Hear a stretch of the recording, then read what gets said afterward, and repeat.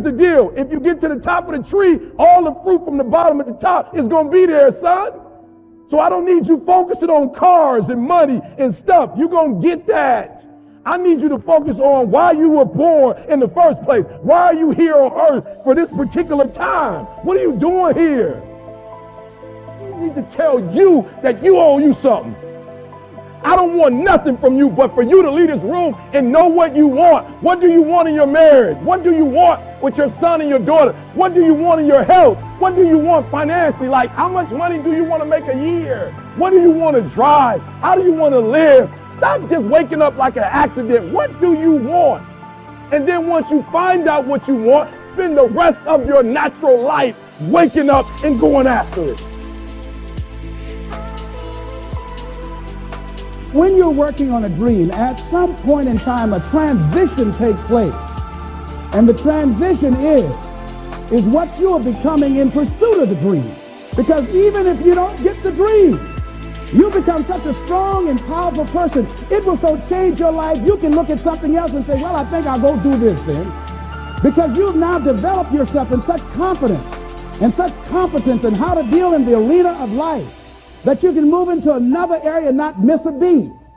Once you begin to discover who you are, then you really realize how you have been given authority and dominion over everything on the face of the earth, including all the dimensions of your life. But you can only do that through the struggle of life. And most people avoid the struggle. Most people go through life avoiding pain. And when you go through life like that, something in you dies. Something in you that you never activate is lying dormant in there, that you never get a chance to call on because you have not challenged yourself. Somebody said the land of familiarity belongs to the dead. That most people like to feel like they're king in the area of their comfort zone. They only want to do those things that they know how to do well. Osborne said, unless you attempt to do something beyond that which you've already mastered, you will never grow. There's no saying, judge a man not by what he does, but by that he doesn't have to do. And to judge the true quality of a man is what do you do when nobody's looking. See, there's some good out there for you in the universe that has your name on it. And nobody can get your good. It has your name on it. They can't take your stuff. It's your stuff. So when you know that whatever you're seeking, it's also seeking you. You don't worry. You don't run scared. You don't think somebody's going to take it from you. You listen to your inner voice and you always take the high road. There will be the tendency, the natural inclination to take the low road. You must resist that. Here's something else I encourage you to do if you want to make it today. Keep your agreements. Keep your agreements that you make. And establish a network of people who will also do that. Establish a network of people in your life that you can count on, that will be there for you when you need them, and you be there for them. Leave the flakes alone, people that are seriously not serious. And if you're surrounded by flakes, that tells you who you are. Here's something else. Come to the resolve that this version of ourself is not going to carry us in the stretch. That I've been this version of myself long enough that if I don't change, if I don't do something about this, then I'm going to find myself bankrupt. Some of the most monumental and transformational portraits and pictures that we've ever seen were developed in the dark room. We celebrate athletes and we celebrate critical thinkers and innovators and actors, and we praise them and coin them our heroes, and we follow them by the millions. We love what they do in public, but you don't know the story behind the glory. You don't know the blood, the sweat. You didn't see the tears that they cried, the prayers that they prayed, the countless weeks where they went without sleep to get where they are. One of the greatest tragedies in life is to live and not know why you're living.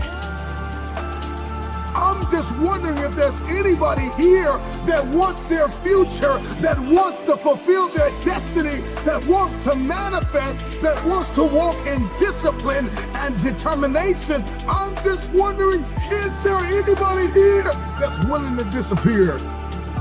So judge not according to appearances, but right judgment and feel that everything is going to work out for you because you're patient, you're persistent, and you're going to be positive no matter what. Don't allow other things or people or circumstances to determine what your reaction is going to be.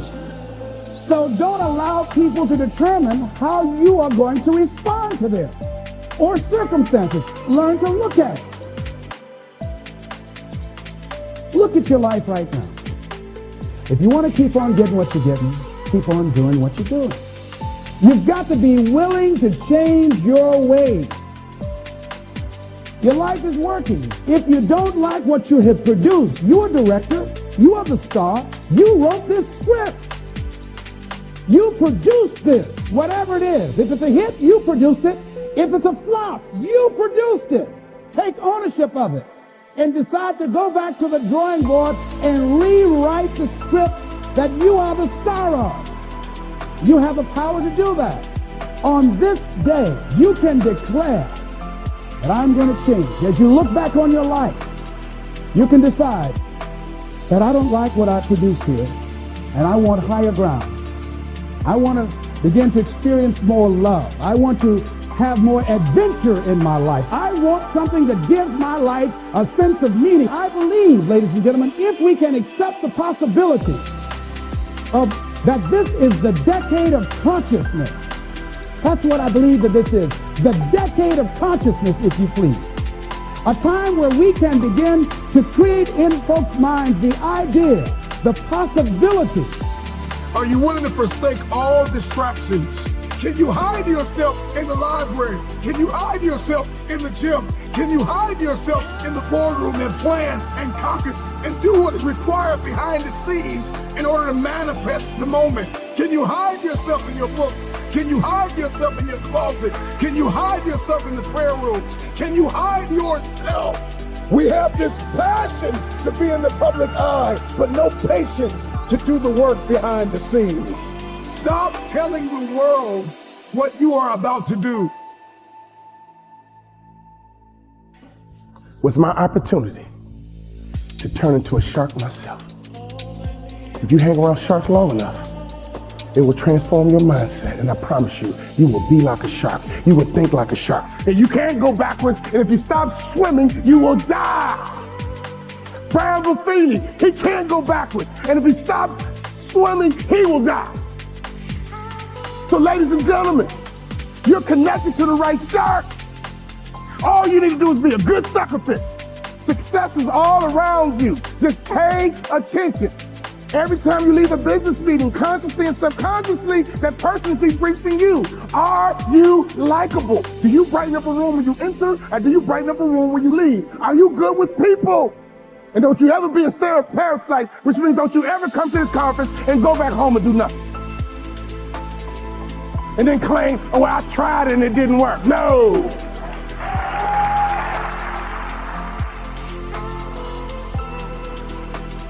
It's time to commit to focusing on you.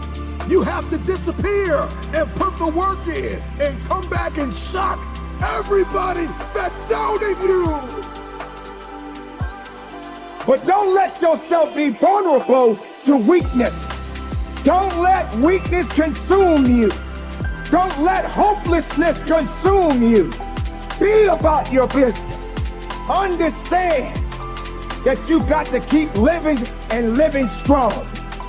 If you keep showing up, if you keep going hard, your results will turn those who ignored you into fame. Let your results speak louder than your voice. Can you hide yourself in the library? Can you hide yourself in the gym? Can you hide yourself in the boardroom and plan and do what is required behind the scenes in order to manifest the moment? There are many people out there in the world that don't have the capabilities that you have to carry on the good fight.